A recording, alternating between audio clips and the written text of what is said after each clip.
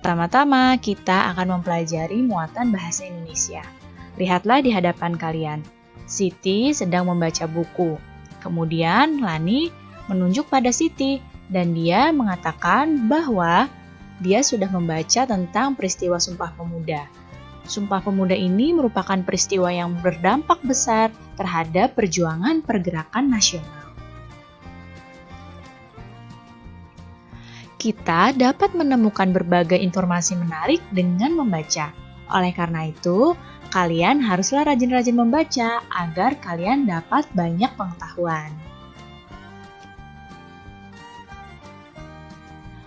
Apa itu informasi menarik?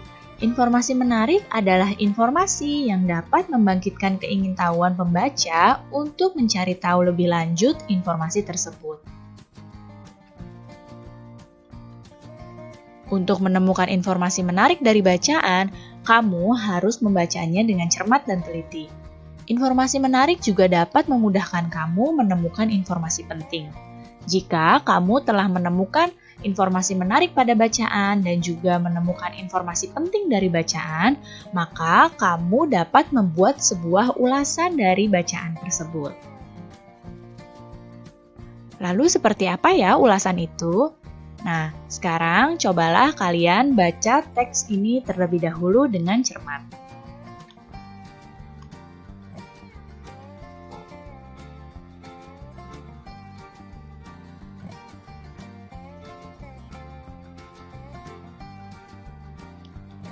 Jika kalian sudah selesai membaca, mari kita coba membuat ulasan dari teks ini. Teks ini adalah teks dengan judul Lagu Indonesia Raya. Nah, pertama kita akan tentukan bagian mana yang paling menarik dari teks ini. Setelah dibaca, bagian yang menariknya adalah ternyata lagu Indonesia Raya itu terdiri atas 3 bait. Setelah menemukan bagian yang paling menarik, tentukanlah informasi pentingnya dari setiap paragraf. Informasi penting dari paragraf pertama adalah lagu Indonesia Raya yang merupakan lagu kebangsaan Indonesia pertama kali dinyanyikan pada Kongres Pemuda II. Kemudian, informasi penting dari paragraf kedua adalah lagu Indonesia Raya juga dinyanyikan pada upacara bendera saat penaikan bendera merah putih. Setelah kalian membaca bagian yang menarik dari teks ini dan juga menentukan informasi pentingnya, kita dapat memberikan alasan pada seseorang untuk membaca atau tidak membaca teks ini. Nah, setelah dibaca, saran yang diberikan adalah bahwa saya menyarankan bacaan ini karena dapat menambah pengetahuan kita tentang lagu Indonesia Raya. Di hadapan kalian, ada sekelompok anak yang sedang belajar bersama-sama. Nah, di sini salah seorang anak bertanya pada temannya, apakah masih ingat caranya menemukan informasi penting dari bacaan? Kemudian temannya menjawab bahwa dia masih ingat. Caranya menggali informasi dari bacaan yaitu dengan mengajukan pertanyaan-pertanyaan.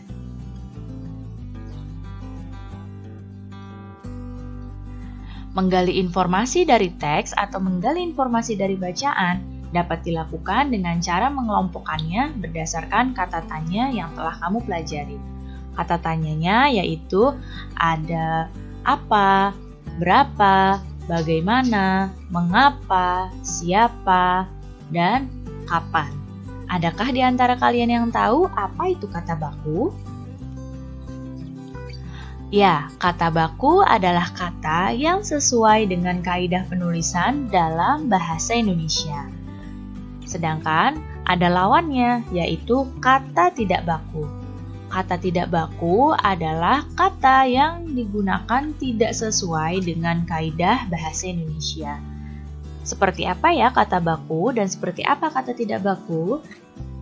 Sekarang kalian perhatikan contoh kata baku dan contoh kata tidak baku berikut ini. Nah, di hadapan kalian hanya ada beberapa contoh. Sebenarnya masih banyak lagi contoh kata baku dan kata tidak baku. Perhatikan di sini, kalian lihat panahnya. Pada kata baku yang pertama, yaitu kongres. Nah, kalau tidak bakunya, di sini kongresnya G-nya ada 2. Sedangkan yang baku, yang benar, itu G-nya adalah 1. Kemudian, praktik. Yang betul itu, yang baku itu pakai I. Sedangkan yang E itu berarti dia kata yang tidak baku. Kemudian perserikatan, tidak bakunya perikatan. Kata baku berikutnya adalah bagaimana. Tidak bakunya yaitu gimana. Kata baku berikutnya atlet. Nah, di sini pakai E. Lihat panahnya ya, di sini pakai E, sedangkan yang tidak baku ini pakai I, jadi atlet. Kemudian yang berikutnya ada daftar. Pakai F di sini, daftar. Kalau yang tidak baku, ada yang menggunakannya pakai P. Kemudian provinsi. Nah, yang baku itu pakai V, provinsi. Sedangkan yang tidak baku ini pakai P. Kemudian rezeki. Nah, yang baku ini pakai Z dan yang tidak baku ini pakai J. Sistem. Lihat di sini sistem pakai E. Ya, kata bakunya ini seperti ini. Kalau yang tidak baku ini jadi sistem. Di sini pakai I. Ini tidak baku. Kemudian ada zaman. Zaman itu yang baku adalah menggunakan huruf Z. Dan yang tidak bakunya ini adalah pakai J. Nah, jadi ini adalah beberapa contoh kata baku dan tidak baku. Penggunaan kata baku ini digunakan biasanya dalam kalimat-kalimat yang resmi yang benar-benar. Ya. Jadi ini adalah contoh kata baku dan kata tidak baku.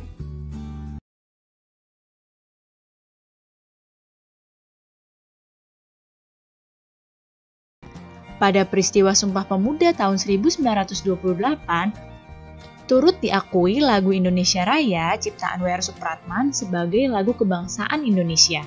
Lagu ini memiliki lirik yang lebih panjang dari yang biasa kita nyanyikan. Biasanya kita menyanyikannya hanya satu stanza atau satu bait.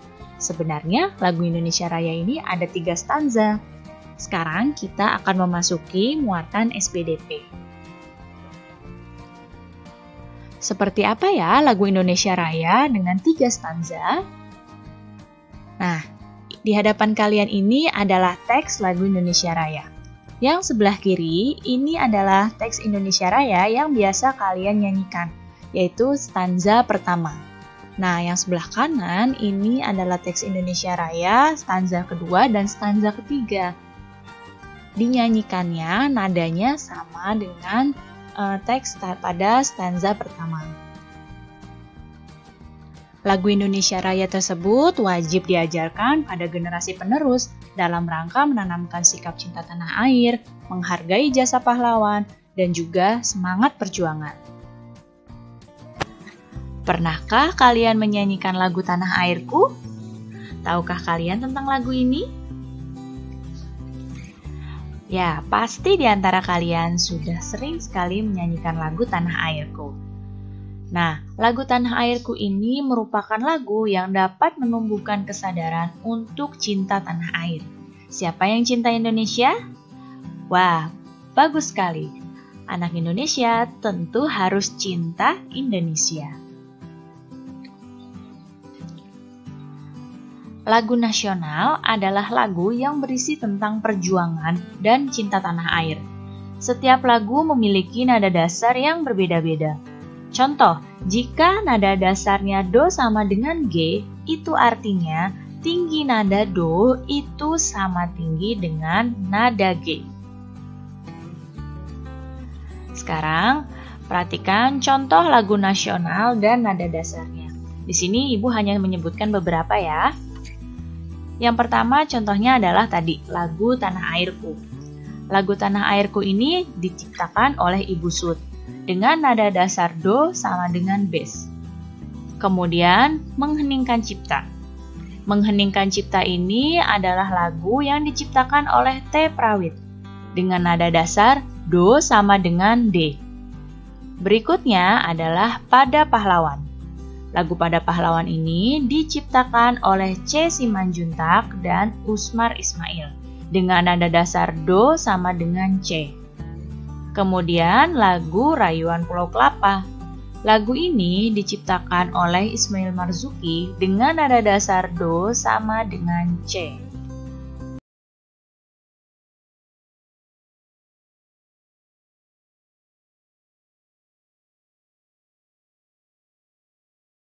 Perubahan wujud benda. Masih ingatkah kamu tentang perubahan wujud benda?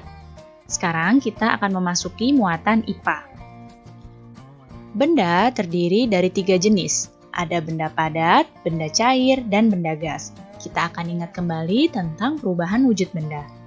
Kemarin kita sudah mempelajari tentang mencair, membeku, dan menguap.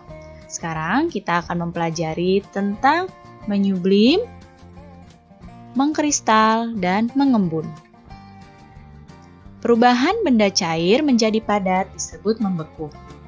Perubahan benda padat menjadi cair disebut mencair. Kemudian, perubahan benda cair ke gas itu disebut menguap. Perubahan benda gas menjadi benda cair ini disebut dengan mengembun.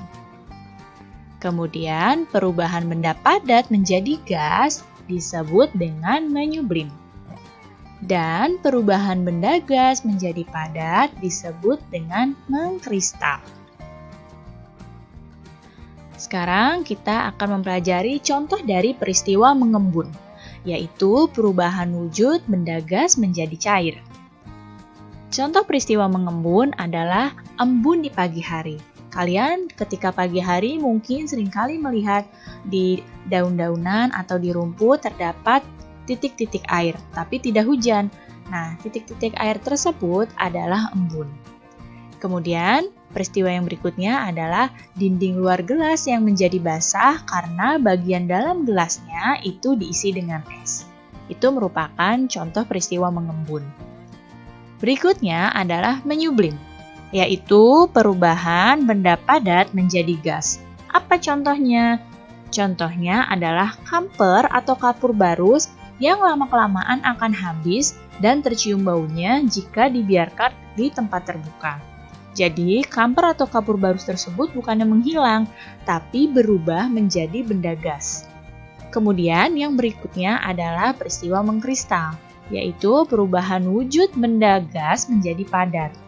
Contohnya adalah dalam proses pembuatan garam.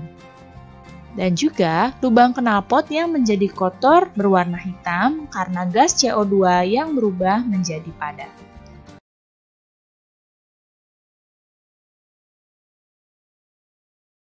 Sekarang lihatlah di hadapan kalian.